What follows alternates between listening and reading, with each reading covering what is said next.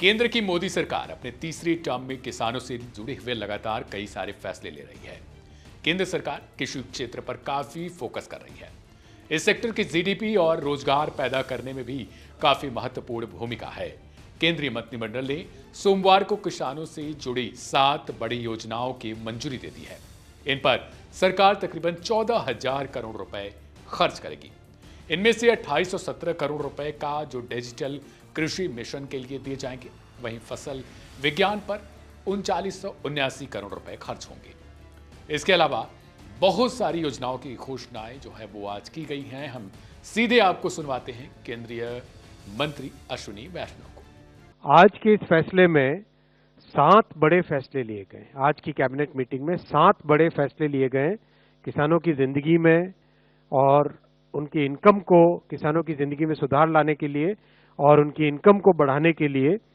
जैसा आप जानते हैं कि वित्त मंत्री जी ने, माननीय वित्त मंत्री जी ने बजट भाषण के दौरान एक वृहद प्लान रखा था कि किसानों की जिंदगी में टेक्नोलॉजी, साइंटिफिक मेथड और इन सब की मदद से, एक वैज्ञानिक दृष्टिकोण की मदद से कैसे एक परमानेंट, एक अच्छा, एक ट्रांसफॉर्मेशनल चेंज लाया जा सकता है। उसी कड़ी में ये 7 के 7 फैसले आज के। पहला है डिजिटल एग्रीकल्चर मिशन।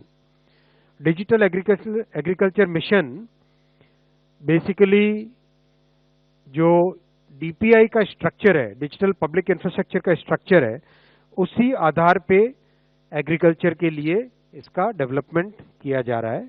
कुछ अच्छे पायलट प्रोजेक्ट्स हुए हैं, बहुत अच्छी सक्सेस मिली है। उसके आधार पे आज digital agriculture mission 2817 crore rupees की टोटल इन्वेस्टमेंट से ये बनेगा। इसमें 2 फाउंडेशनल पिलर्स रहेंगे। एक रहेगा एग्री स्टैक, दूसरा रहेगा कृषि डिसीजन सपोर्ट सिस्टम।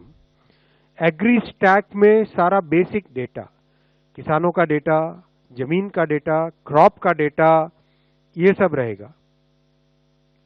और कृषि डिसीजन सपोर्ट सिस्टम में वाटर की अवेलेबिलिटी, प्लानिंग के लिए जो चाहिए इनपुट्स वो सब, ग्राउंड वाटर की availability, weather related data, satellite से जो आता है डेटा वो, फिर एक तरीके से कितनी क्रॉप यील्ड है उसकी मॉडलिंग के लिए जो चाहिए डेटा, कई तरह के जो किसानों को फैसले लेने के टाइम में जो काम में आती है जरूरत, जो इंफॉर्मेशन और साइंटिफिक प्रैक्टिसेस चाहिए होती है, वो सारे कृषि डिसीजन सपोर्ट सिस्टम में रहेंगे।